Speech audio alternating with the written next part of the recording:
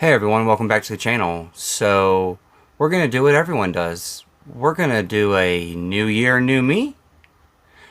Anyways, on the real note, we're going to do some channel updates for 2025 and we're going to do some reflection on 2024. So, make sure to stick around.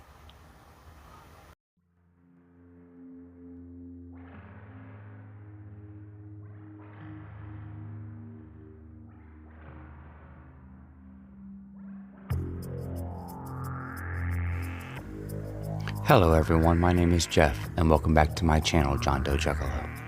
If this is your first time here, please consider hitting that subscribe button. Like my daughter says, it's free and you can always change your mind later.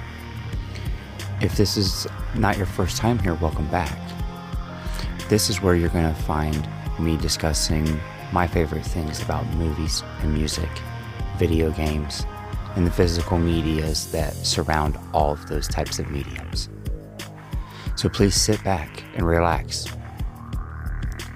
and check out this next video.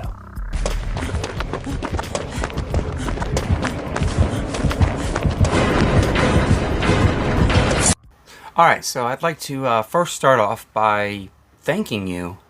If you're watching this, you're the reason I'm recording it. I decided that I wanted to make YouTube kind of a side fun project this year. 2024 was a big year for me to do the YouTube thing and kind of go jump all in. To some people, it may not feel like I'm jumping all in, but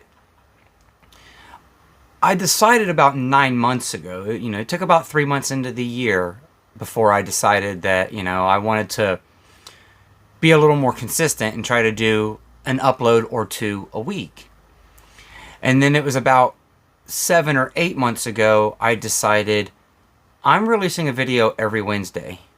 And then let's try to do one on the weekend as well. And for the most part, I've done pretty much every Wednesday and every weekend. I want to get a little bit more into doing more discussions rather than just hauls. I know I do a lot of hauls on my channel.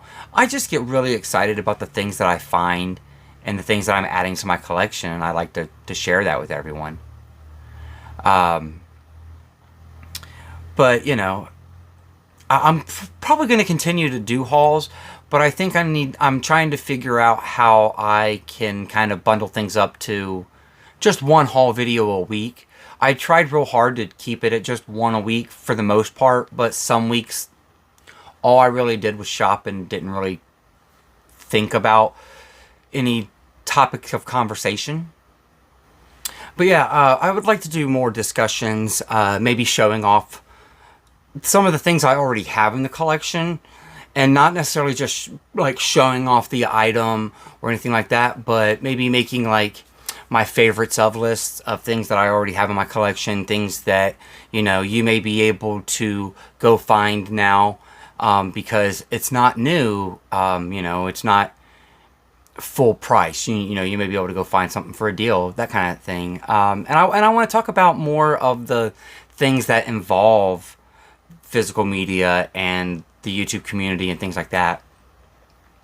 I would also really like to do more live streams. I started off pretty strong. Like the beginning of the year last year that's how I kind of started the channel, was doing a live stream for the Vinegar Syndrome haul and stuff, and that was a lot of fun. I have a lot of fun doing live streams.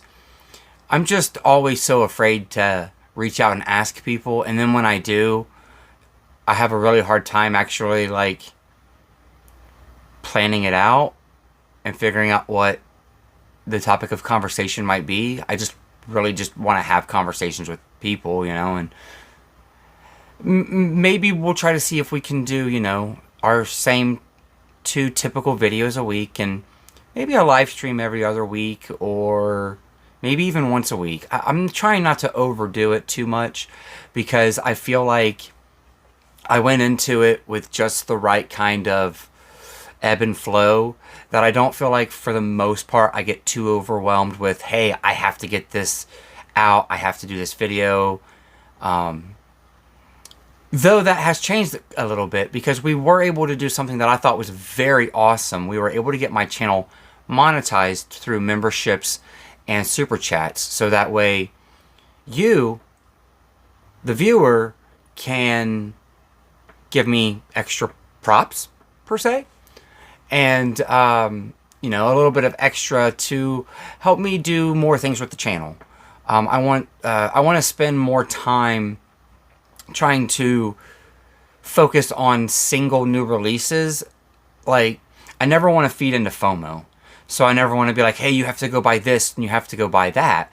I'm actually trying to limit myself on 2 new purchases a month, at least until after I get back from vacation. And my vacation will be at the end of April. So I'm trying for just 2 new releases for January, February, March.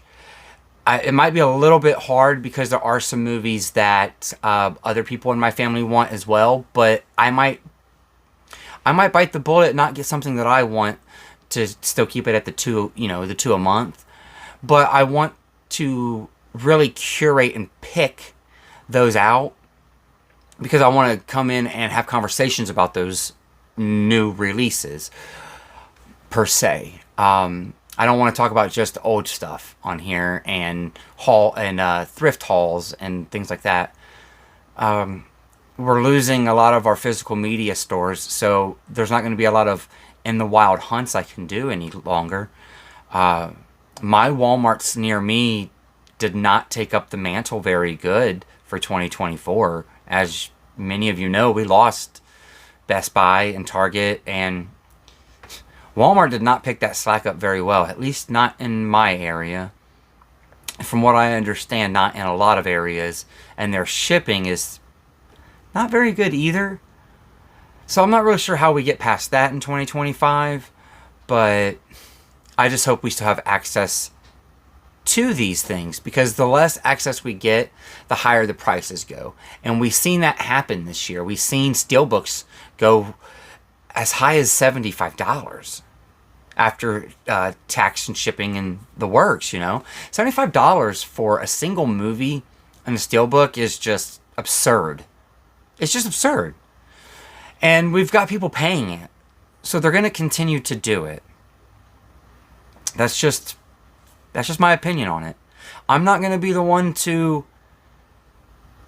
feed that machine. Disney needs to learn that we're not going to pay those prices. Disney started first. Sony's coming in very quickly behind. I think a lot of that has to do with the fact that Disney is charging Sony license rights, or they paid for the license rights, so they've got to make their money back. And Disney probably sets a MSRP for Sony to run by. And Sony basically, I would imagine, assumes that since they're making all the physical media for Disney and themselves, they should just probably bring everything out at about that same price point. So that way there's not so many fluctuations with the prices between labels. Another thing we've seen in 2024 is labels stop doing single Blu-ray releases and only giving you the option to buy the Blu-ray in the 4K. I'm going to call out a couple people here. Not by channel name, but let's just say one of them has like 10 or 12,000 subscribers, around that amount, and the other has over 30 or around 30. And they keep saying that this was Paramount that did this. It was Paramount. Paramount started this, where you can only get the Blu-ray disc if you buy the 4K combo pack. They all bought these releases along with myself. I didn't buy one of them because I had one of them on Blu-ray. But let's recall back to earlier in the year when Disney finally gave us the James Cameron movies that we wanted on 4K. They gave us Aliens, True Lies, and The Abyss. Aliens has been out on Blu-ray several times before. There's ways to get it, no big deal. That they only brought it out on a 4K combo pack. But The Abyss and True Lies had been stuck on very mediocre DVD discs for a long time. And they locked even upgrading your DVD to a Blu-ray behind a Blu-ray 4K combo pack. So for everyone trying to blame Paramount, remember, most of our physical media woes of 2024 lead back to Disney. And this is me saying this as someone that, if you follow my channel, you know, I'm a big Disney guy. But a lot of our pricing issues are Disney's fault right now. A lot of the things going on, it's Disney. It's Disney that did it to us. Paramount's just kind of going with the flow. Disney got away with it, and Paramount's probably seeing that they're getting a nice good chunk of 4K sales and a really good chunk of DVD sales, because as most physical media collectors know, DVDs still sell the best. And they were seeing like a sliver of Blu-ray collectors. And to be fair, a lot of the Blu-ray collectors may have just been people that are physical media collectors trying to save that buck in 2024, because we've all been kind of pushed against the wall for finances and what we can afford to spend our luxuries on. So a lot of us have been a little bit more tiptoey about that. And we would go the route of buying the new release on Blu-ray. Because as you know, many channels that have many subscribers that review these discs might say something along the lines of, if you have the Blu-ray, there's no need to upgrade.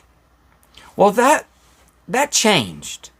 That changed. That tone changed a lot in 2024, where all of a sudden you always had to upgrade to the Blu-ray because the DVD just wasn't any good.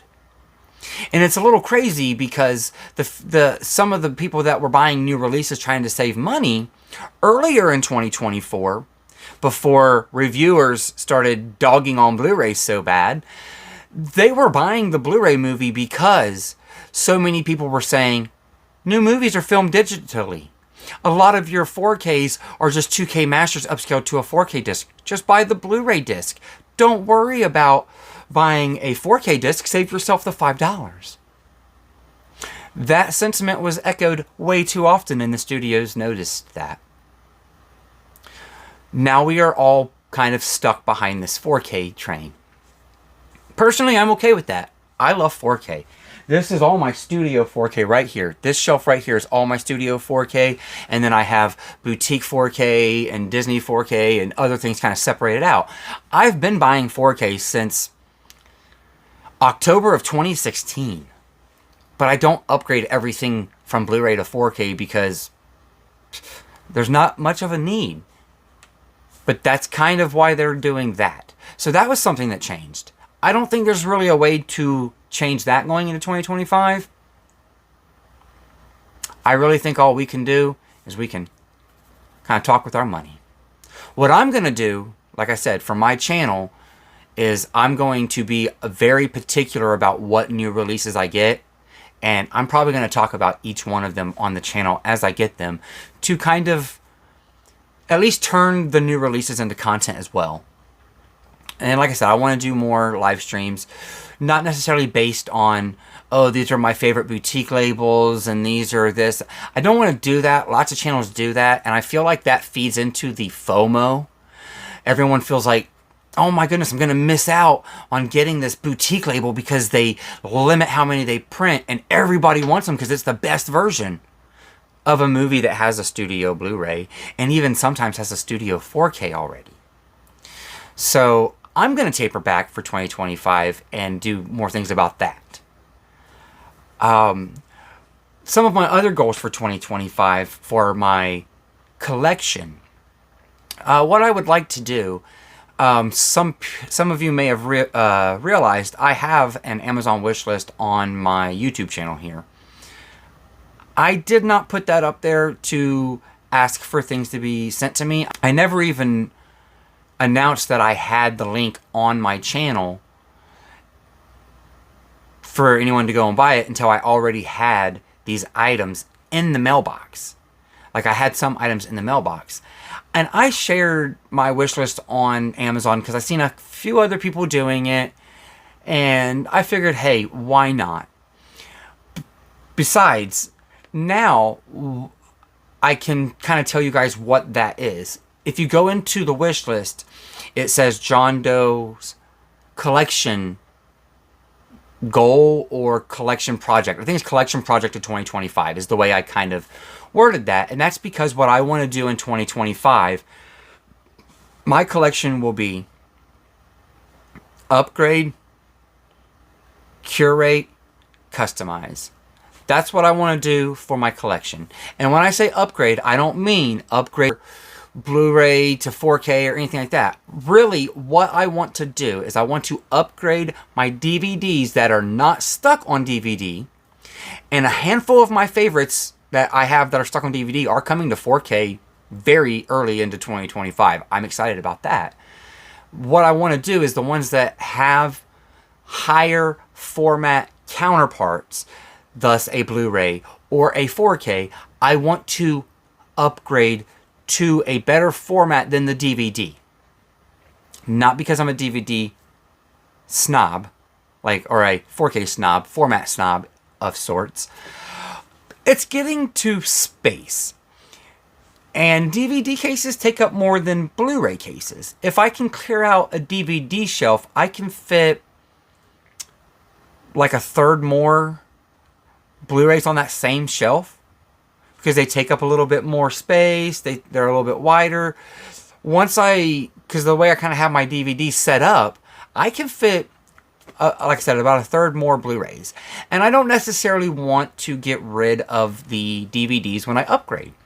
Unless it's like a Blu-ray DVD combo pack or a Blu-ray 4K DVD combo pack of sorts. That's the only way that I would really get rid of the DVD. What I'm going to do in terms of customize, I want to get some more empty cases. I have quite a bit. I need to kind of go through them, but I'm going to take my DVD and put it in the case with the 4K or the Blu-ray. And that's because a lot of the new 4Ks now don't come with a Blu-ray anymore. Like Arrow, they don't release a Blu-ray in their 4K sets. A lot of them just aren't. Like Warner Brothers, you're not getting it any longer. You're just getting 4K or Blu-ray. And I think that's because they're trying to figure out which format they're going to stick with for, going forward kind of deal. That's kind of what I want to do because I don't have 4K players all through my house. So say, like my Demolition Man here, I upgraded from a DVD to a 4K. But it doesn't come with a digital copy either, so I don't have a way to kind of watch it throughout my house if I want to go watch it somewhere else on a different TV. Yes, I know I could get more 4K players. But it's just not logical for me to replace every single Blu-ray player in my house with a 4K when I have a lot of Blu-rays and not a lot of the new 4Ks that I'm getting are just a 4K disc. And when they are, I'm buying them new and they come with a digital copy, so they're still accessible around the house type of deal. So that's what I'm kind of wanting to do, I'm wanting to kind of upgrade the DVDs, marry the DVDs in with the Blu-ray or the 4K, and save that shelf space. Rearrange, because the way I kind of have my room arranged, I keep my formats kind of separate, so my room... the room that I have for one format might be more than the room I have for another format. And so I'm just kind of rearranging and fitting into the room a little better. And in terms of curating, it's going to be time for me to purge some stuff next year. I'm going to start getting rid of movies that are lower on my rank list for Blu-rays. I'm not keeping everything any longer that I get. I've gotten rid of a handful of Blu-rays over the years, just of a movie here or there that I just did not like, and I immediately would get rid of it. And then I got to a point where I was like, I'm going to keep everything I get because I'm getting it cheap enough. It's not worth getting rid of. Now it is. It's time to curate and eliminate. And then with the customization, I am going to shout one channel out in this, well, right now in this video, and that's 80s Made. I met him through another friend's channel, and he did a video talking about cases and different colored cases. And I want to basically yank that idea from him and do colored cases for some of my Disney movies and maybe some of my horror movies and just things like that. Because that's where I want to put my efforts into next year. Not really necessarily building up the collection a whole bunch. I want to bring in the leash a little bit. Because even though I felt like I slowed down in 2024, and I did, for the new releases and like boutiques and stuff, I still got quite a bit of, like, title-wise, number-wise, I still got quite a bit. If you go back and you look at my last year's video for my collection, that was one of the first videos of this year. It was every 4K movie I got in 2023. It was over 90 titles. I can't remember the exact number. But this year, for 2024, it would be pretty close to the same. I'm clocking over 90 again for 4K movies added to the collection.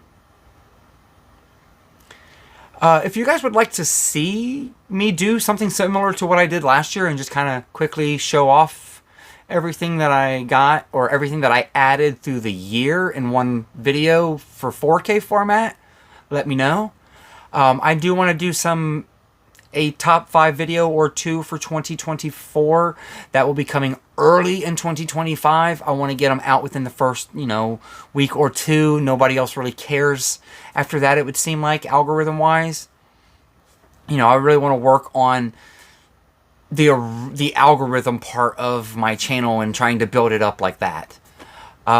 Not that I really care all that much about the subs and the numbers and all that. It's just, I just know that it gets my channel out there a little more. And there might be people out there that I meet that I become good friends with, because that happened a lot in 2024 with YouTube, is meeting people and making new friends and relationships. That's what I'm pretty much going to continue doing this for, is the friendships.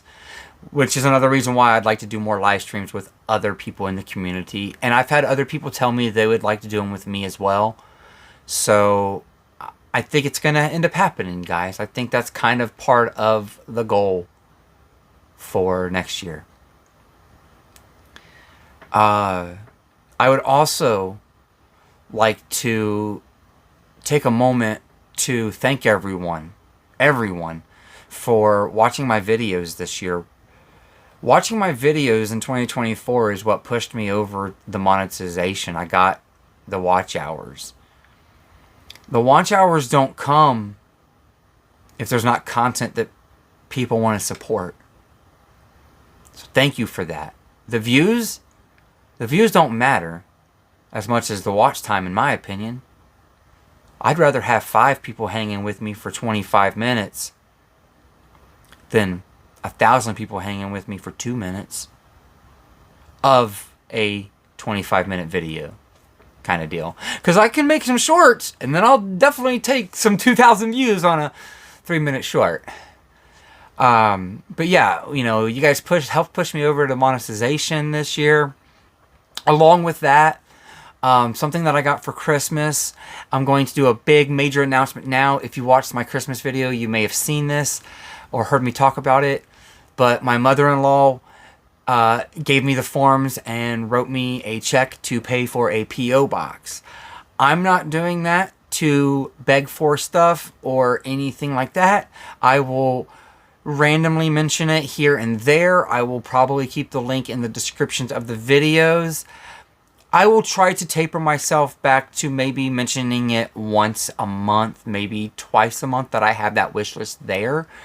Mainly just or the wish list there and the P.O. box, in the description. And that's only because it was paid for as a gift for me.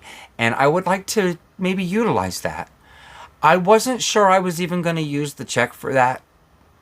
But I was told by people that personally know me in my real life and love me that I need to go ahead and get that P.O. box, and I need to go ahead and set it up and share that out, because I have people in my life that tell me they believe in me and that that's what they believe I should do next. So that's what we're going to do. I would also like to thank my members. I'm going to flash the names up here on the screen for everyone right now. This is just a screenshot of my current members. Members rotate. They come and they go. That doesn't matter to me. It's just very cool and very awesome that anybody ever once hit that join button. If you wouldn't mind to continue to support me and keep that membership, I will do my best to provide great content for you all. I'm excited to look into 2025. I had a great 2024.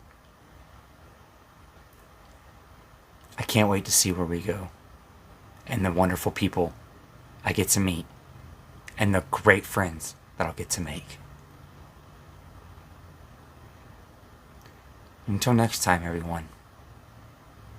Bye.